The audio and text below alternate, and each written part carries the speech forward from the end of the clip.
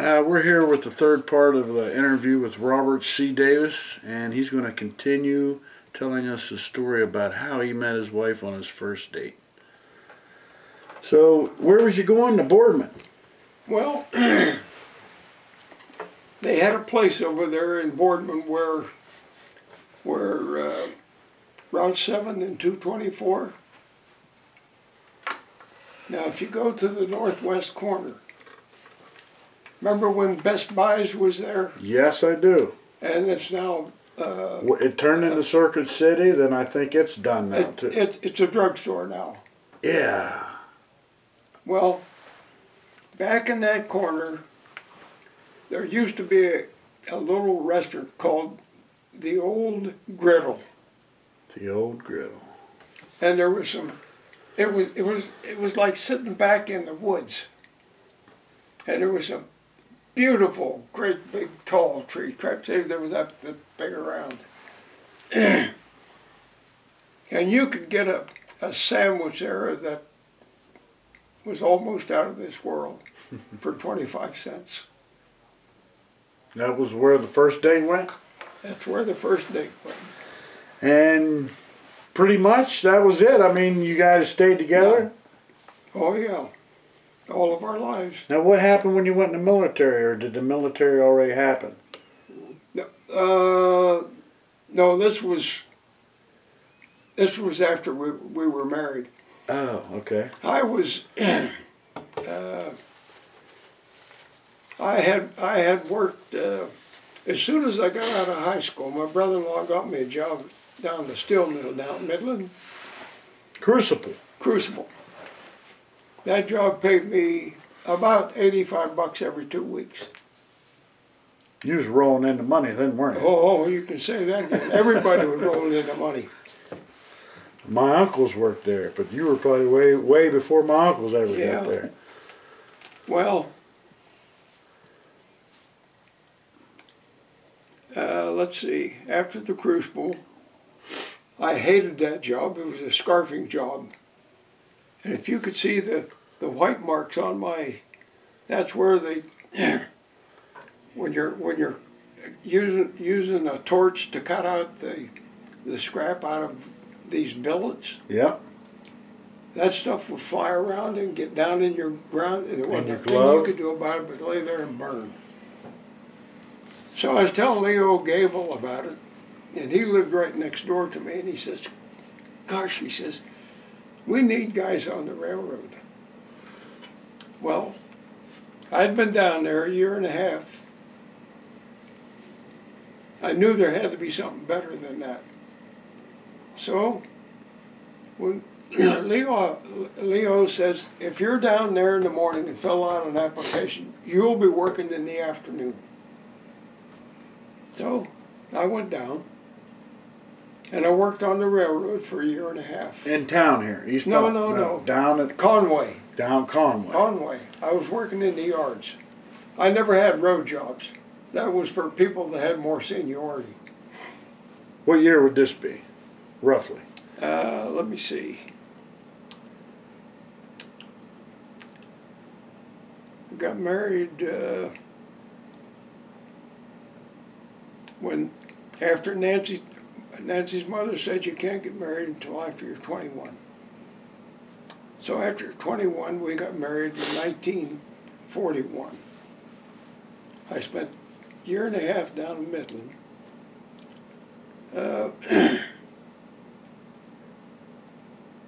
Then I was down at the railroad. The mid-50s? No? No. Or 45? Yeah, somewhere along in there. 43. Let me see. I'm trying to think now when I went into the Navy.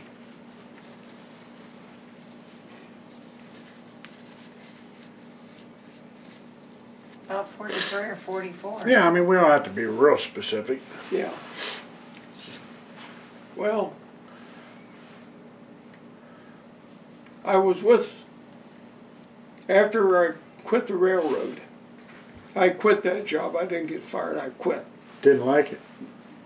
Just wasn't you. If I think of the times right now, the close calls that I had on the railroad, I wouldn't have been here. So I went from there to Copper's Company down in Kubota, Pennsylvania, which is across the river from, like Beaver, Pennsylvania. Okay. I was down there in the morning, got hired in the afternoon. You go any place and get a job. So they put me on the guard force down there. And the guard force was under the 3rd Service Command out of Pittsburgh. It was almost like being in the service, because you had to wear service uniforms and stuff like that. They put me on the guard force, and the first job that I had was walking the powerhouse in plain clothes. And I had a badge in my pocket. Did you like that, Joe? Yeah, that was a good job. And we didn't have much trouble, but the styrene building, these great big concrete buildings, they build with big timbers to support the steel and stuff like that. Right. Mysteriously, it caught on fire one night, and all of that work went down the drain.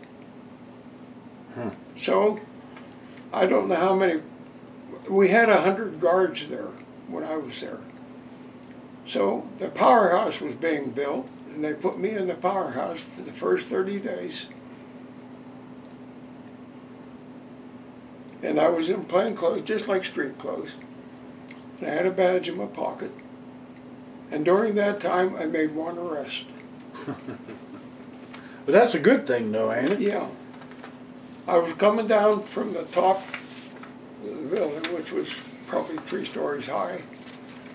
And some young fellow was coming up, and he had a milk bottle, a glass milk bottle, full of something.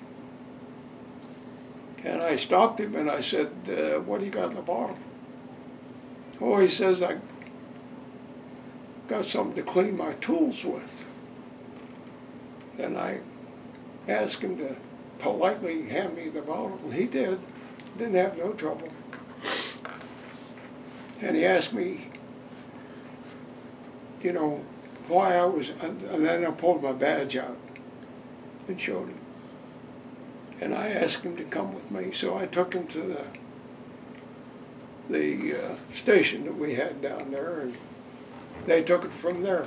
In that bottle was gasoline to clean tools with. Now, we had guys, they made all the ingredients down there for synthetic rubber.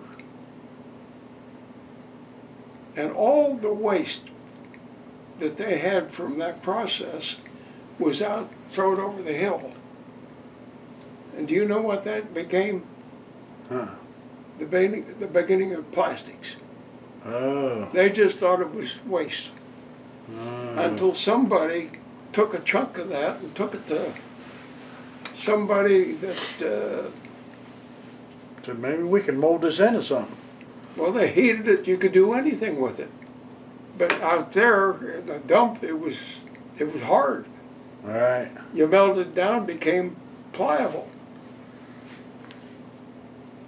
Now, I was down there for, let me see, I was down there for 27 months. And a lot of my buddies that I started with there were going into other services like the Navy, the Army, the Marines, the Air Corps.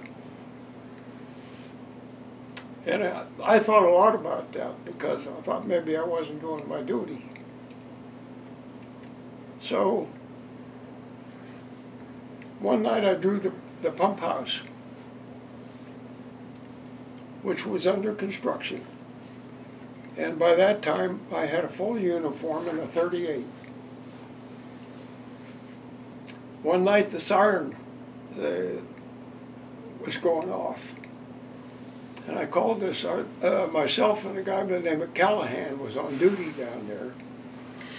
there was an electrician there that was getting 12 hours a day, and all that man did, he even brought his dog to work with him, and he had one of the latest cars that was built at that time. And he had gone over to the cafeteria to get lunch. The siren came on, and I called the headquarters, and I said, "Does that mean a blackout?" He says it did. All lights out immediately. So Callahan and I run inside, which this guy Mitch was supposed to, that was his job. So we run inside and told him to get all lights out. But outside, near our building, was this two temporary buildings. And of course, that's where the construction guys was hanging out. Well, that building, both buildings were locked up, but there was a light in each building. Callahan says, "What do you think we ought to do about that?"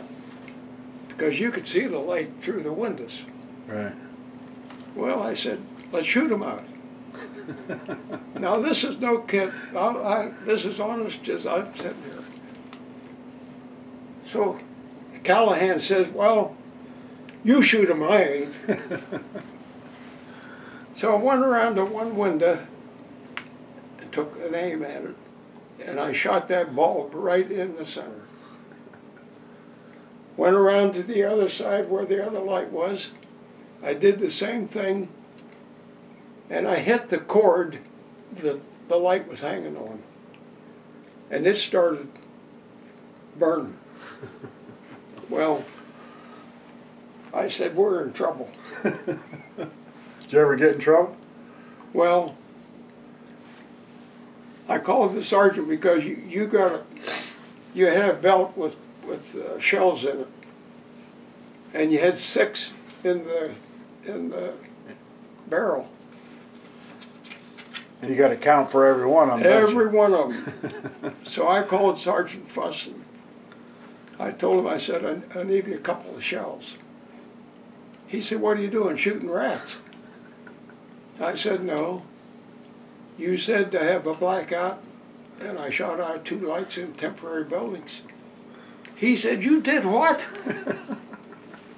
Well, we was working 12-hour shifts, 7 days a week. So I went into work the next day, and we stood at attention, and Sergeant Gallagher was on that day. And he says, "Private Davis." "Yes, sir. Step forward. Captain Ambrose wants to see you now." So I went down to Captain Ambrose's office, and I walked in, saluted him, and told him who I was, and said, "Sergeant Gallagher said you wanted to see me." And he says, "Yes, I do." And I was standing there at attention. And he says, "Private Davis, sit down. Take your time. I want to know what happened." And I told him what happened. He started smiling, or kind of grinning, you know. I knew I wasn't in trouble. He says, "Well, how do you explain this?" He said, "Are you a sharpshooter? Have you ever had any experience with a gun?" I said, "No, sir. I have never shot a gun in my life outside a BB gun." "Well," he said,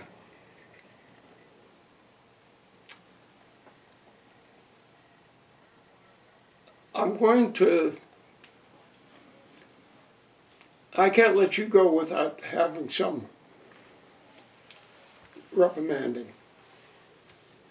He said, when I told him, I says, "I came to work You put me in the powerhouse up there for 30 days, gave me a uniform, put a sidearm on me, and I never shot a gun like this in my life. And that's when he started laughing. He said, well, sir, he says, after your duty here, I want you on the target range every night for 30 days. And that's what I did. You got real good, End didn't of story.